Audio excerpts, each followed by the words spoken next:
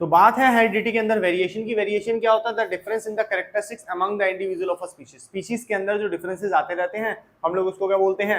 Variations. ठीक है, example giraffe वाला था, जब मैंने आप लोगों को फर्स्ट क्लास ली थी जिराफ की बात बताई थी कि जिराफ की गर्दन पहले छोटी थी, उसके एफर्ट्स करते करते करते धीरे धीरे गर्दन उसकी लंबी हुई। ये नहीं खाली उसी की अकेले की लंबी हुई, पहले उसकी आधी इंच लंबी हुई होगी, उसकी नेक्स्ट जनरेशन की थोड़ी और एफर्ट कर करके फिर नेक्स्ट जनरेशन की। ठीक है, ऑटोमेटिकली नहीं, अगर उनको और एफर्ट्स करने की जरूरत है तो ऑब्वियसली। तो ये एक दिन का प्रोसेस नहीं था, ये कुछ 200 300 400 500 600 1000 साल का डिफरेंस है। ठीक है, अब नेचुरली उनकी डीएनए के अंदर ये इंफॉर्मेशन आ गई, भाई साहब गर्दन लंबी नहीं होगी, मैं जिंदा नहीं रह पाऊंगा। समझे? उस समय पे जिन्होंने वेरिएशन नहीं गई, भाई जिसने स्ट्रेचिंग ही नहीं करी खाने के लिए, मैं बताया ना जंगल था, जंगल में आग लगी 10% जंगल बचा, जिसने एफर्ट ही नहीं किया खाने के लिए वो मर गया। जिसने एफर्ट करा, वेरिएशन करी बॉडी के अंदर, वो सरवाइव कर सकता है। लेकिन हमेशा हाँ ये वही बात है, लेकिन हमेशा वेरिएशन से ही सर्वाइवल जरूरी नहीं है। ठीक है, कहीं ऐसी चेंजेस हैं जो हो गए लोगों में, कई प्रजातियों में हो गए, लेकिन वो सर्वाइवल के लिए जरूरी हो भी सकते हैं, नहीं भी हो सकते। आपने व्हाइट लेपर्ड देखा होगा, स्नो लेपर्ड देखा, स्नो में चलता है। ठीक है, नॉर्मल लेपर्ड जो हैं वो स्नो में नहीं चल सकते। अच्छा, स्नो लेपर्ड की अगर लेपर्ड की हम लोग बात करें, या एक एग्जांपल लेते हैं, 4 जगह पे उसको छोड़ते हैं। एक लेपर्ड के 4 बच्चे थे। ठीक है, तो उनको अलग अलग जगह पे भेजा, अलग अलग रीजन्स में भेजा। एक को मरुस्थल में भेज दिया, बोला डेजर्ट में रह। एक को हिमाचल प्रदेश के जंगलों में भेजा। ठीक है, एक को झारखंड में भेजा, मैंने कहा थोड़ी गर्मी चेक कर। एक को केरला के जंगलों में भेज दिया। ठीक है, तो अब जब ये वापस आए, वो हिमाचल प्रदेश में बर्फ पड़ती है, वो सर्वाइव करेगा वहां पे। ठीक है, कश्मीर चला जाएगा वहीं से भागता भागता। अब जो कश्मीर वाला था, जब मैंने उसके 4th या 5th जनरेशन देखी, तो पहले तो उनका कलर बड़ा चेंज हो गया, थोड़ा व्हाइटिश सा होना शुरू हुआ। ठीक है, फर लंबे लंबे हो गए उनके। पहले लेपर्ड का कौन सा कलर होता है? हाँ वैसे ही, और उसके जो जो होते हैं वो सब भी।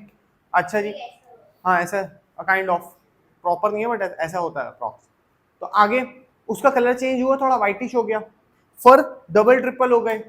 मैं उसकी 4th 5th जनरेशन की बात कर रहा हूँ। जिस बच्चे को छोड़ के आया था वो तो कब का खत्म हो गया इस दुनिया से। उसके आगे की जनरेशन, उसके पर पोते, वो देखने गया था जब मैं, तो देखा उनकी फर बहुत बड़े हैं, इतने बड़े हैं कि अगर मैं गर्मी के समय पे उनके फर उतार दूं तो स्वेटर बन जाए। क्यों? क्योंकि भैया बर्फ में रहना है, ऐसे कैसे सरवाइव करेगा? समझा? सरवाइव नहीं कर सकता था, अपने अंदर अगर चेंजेस नहीं ला सकता तो वो गया। अगर आपको पता हो तो डॉग्स के पास भी अलग अलग टाइप के फर्स होते हैं। एक स्पीसीज ऐसी है जिसकी फर फर्स्ट है, सेकंड है, थर्ड है। अगर हम लोग जर्मन शेफर्ड की बात करते हैं तो उसके बाद 3 टाइप के जर्मन शेफर्ड्स आते हैं। एक का code, second code, third code, ऐसे करके उनके पास कुछ कोड्स होते हैं, मतलब बाल होते हैं। ठीक है ना, किसी के लंबे होते हैं, किसी के मिड होते हैं, किसी के बिल्कुल खत्म होते हैं, तो डिपेंड करता है।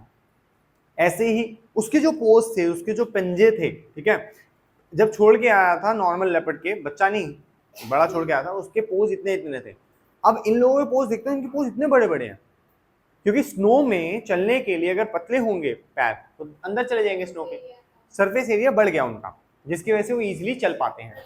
ठीक है, और अब ध्यान से सुनो, उनकी जो नेल्स हैं उनकी स्ट्रेंथ इतनी हाई हो चुकी है, क्योंकि मैक्सिमम टाइम उन लोगों को कहाँ रखना पड़ता है? रहना पड़ता है पेड़ों के ऊपर। समझे क्यों रहना पड़ रहा है? क्योंकि जी नीचे तो बर्फ है, बर्फ में रहेगा तो जम ही जाएगा, ठीक है ना, तो इसलिए उन लोगों को थोड़ा हाइट पे रहना पड़ता है। उनको पेड़ों पे चढ़ने की प्रैक्टिस बहुत हाई हो रखी है आज की डेट में। ऐसे जो डेजर्ट वाला है, ठीक है, वो एकदम पतला सा हो गया, पानी तो है ही नहीं, पतला सा हो गया, और भागना किसमें है? डेजर्ट में। उसके भी जो पोज हैं वो बड़े हो गए हैं, रेत में पैर चला जाता है ना। अच्छा, उसकी हाइट ना थोड़ी लंबी हो गई है, गर्मी लगती होगी ना नीचे चलने में, उसकी हाइट क्या हो गई? थोड़ी लंबी हो गई है, पोज चौड़े हो गए हैं, ठीक है, और एकदम स्लिम हो गया। भागने में उसका कोई जवाब नहीं, स्पीड बहुत हाई है, ठीक है, लेकिन उसको टर्निंग्स नहीं आती इतनी ज्यादा, तो खाली पड़ा है ना, भागना ही तो है खाली। अब जंगल वाले की बात करते हैं, ठीक है, वैसे का वैसा है जैसे कि जैसे हमने छोड़ा था झारखंड वाला, एग्जैक्टली वैसा, ठीक है, कोई चेंजेस नहीं उसके अंदर। जब किसी के भाई के बच्चे तो चेंज हो गए। अब चलते हैं हम लोग जरा केरला में, जिसको छोड़ा था। केरला में क्या है, बहुत बड़े बड़े ना राइस टेरेस जैसे रहते हैं वहां पे, टेरेस फार्मिंग होती है केरला में, अगर आप लोगों को पता हो तो, ठीक है। तो उसको ना टेरेस का जंपिंग जो है उसकी, ठीक है, या कह सकते हैं जो उसकी जो लेग्स की जो पार है वो ट्रिपल है। इतने अच्छी जंप करता है, उसकी स्पीड इतनी हाई नहीं है, समझ, उसकी स्पीड इतनी हाई नहीं है, उसका एंड्योरेंस इतना अच्छा नहीं है, लेकिन उसके अंदर जो पार है, उसके लेग्स में जो पार है, उसके लिम्स में जो पार है, इट्स ग्रेट। ठीक है, 2 जंप में तो वो सीधा पहाड़ी चढ़ जाता है, इतनी अच्छी। अच्छा, उसके पैर का साइज छोटा हो गया,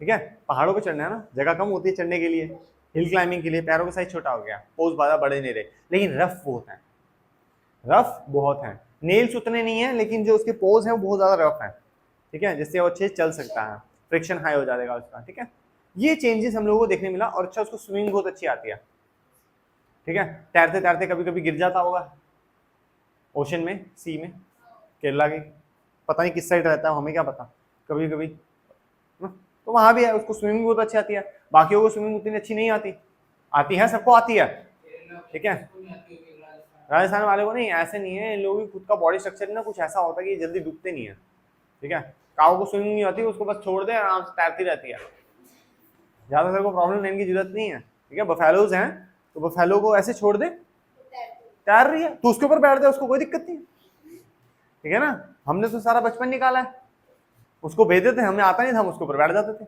गियर दिया तो फिर डूब जाएंगे, ठीक है ना, पकड़ के बैठना। तो ये कुछ चेंजेस हम लोगों को वेरिएशन देखने के लिए मिलती हैं। अब बात आते हैं एक्यूमुलेशन ऑफ वेरिएशन, मतलब कि वेरिएशन के अंदर क्या एक्यूमुलेट हम लोगों ने किया। The significance of the variation show up only if it continues to be inherited by the offspring for the several generation. मान ले अभी जो मैंने आप लोगों को बात करी, ठीक है, क्या वो सब चेंजेस अब जनरेशन टू जनरेशन में आ चुके हैं? ये सब चेंजेस जनरेशन में आ चुके हैं ना, एक स्पेसिफिक लेपर्ड तो मर गया जो गया था वहां पे, अब चेंजेस किस में है? जनरेशंस में है।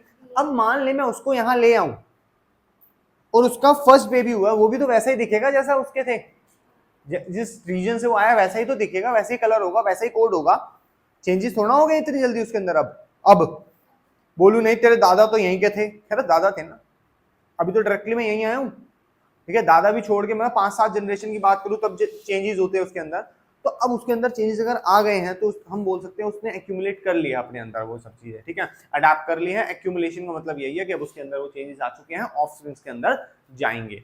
अच्छा, एक बेस्ट एग्जांपल मैंने आपको पहले भी दिया था, I am a good swimmer, I am a good swimmer, कि मेरे बच्चे को भी स्विमिंग आती होगी बचपन से ही, बच्चा पैदा हो सीधा पानी में तैर के दिखा, पापा गुड स्विमर है, नहीं, उसको सीखनी पड़ेगी। मान ली उसने भी सीख ली, बहुत अच्छी स्विमिंग सीख ली, ठीक है, अब उसका जो बेबी हुआ, मतलब मेरा पोता, ठीक है, उसको फेंक दिया हमने पानी में, तू तैर गया, डूब जाएगा, उठा के लाओ उसको। अभी इतनी जल्दी चेंजेस नहीं हुए, ये चेंजेस होने भी नहीं वाले, समझे, ये चेंजेस होने भी नहीं वाले। हाँ, स्विमर जैसी एक स्ट्रीमलाइन बॉडी जरूर तैयार हो सकती है हम लोगों की, आई बात समझ, if I am a good swimmer, मेरा बच्चा गुड स्विमर है, उसका बच्चा गुड स्विमर है, तो ऐसा हो सकता है 4-5 जनरेशन के बाद बच्चे ऐसे आए, उनकी बॉडी ऐसी हो कि वो स्विमिंग के लिए परफेक्ट है, ठीक है, लेकिन स्विमिंग सीखनी उनको पड़ेगी, स्विमिंग उनके दिमाग में फिट नहीं करके भेज दूंगा, दिक्कत नहीं है मुझे उससे, बट द थिंग इज उसकी बॉडी वैसी होगी, ठीक है, स्ट्रीमलाइन शार्प बॉडी होगी, अच्छे से वो स्विम कर सकता है, लेंथ अच्छी होगी उसकी बॉडी की, ठीक है, बॉडी का स्ट्रक्चर ऐसा होगा, ब्रेथ होल्डिंग कैपेसिटी अच्छी होगी उसकी, ठीक है, डिपेंडिंग अपॉन वो कैसा सर्वाइव करता है इस दुनिया में, पैदा होता ही ऐसे तो, बट डिपेंड, ये 5-7 जनरेशन की बात कर रहा हूं मैं, ठीक है, अगर उन सब ने तैरना छोड़ दिया लेकिन फिर भी उनकी बॉडी वैसी ही आ रही है, तो हम उसको एक्यूमुलेशन ऑफ वेरिएशन कहते हैं। आई बात समझ, अडेप्टेशन भी कह सकते हैं कि उसकी बॉडी ने उस चीज को अडेप्ट कर लिया है, clear. The great advantage of the variation into species is that it increase the chance of its survival. अब अगर मान लो जो लेपर्ड मैं स्नो में छोड़ के आया था, अगर वो अपने आप को चेंज ना करता, वो तो मर चुका होता। तो वेरिएशन के केस में क्या होता है, अगर वो वेरिएट होता है तो सर्वाइवल के चांसेस इंक्रीज हो जाते हैं, ज्यादा हो जाते हैं। क्रोमोसोम की अगर हम लोग बात करें, जो न्यूक्लियस के अंदर होता है, अगर आप लोगों को पता हो, है ना, 23 क्रोमोसोम की मैंने बात करी, वो कैसा दिखता है? वैसे तो हम लोगों ने 9th क्लास में अच्छे से पढ़ा है, जो क्रोमोसोम होता है वो थ्रेड लाइक स्ट्रक्चर होता है, जब वो डिवाइड होने वाला होता है, 8th में भी होगा, 9th में भी था, 9th में तो डिटेल पढ़ा ही हमने। Chromosome is a thread like structure in the nucleus of a cell formed of DNA which carry the genes. तो इसने सारी इंफॉर्मेशन लिख दी। 9th क्लास में मैंने आपको हायरार्की बना के दिखाई थी, याद है?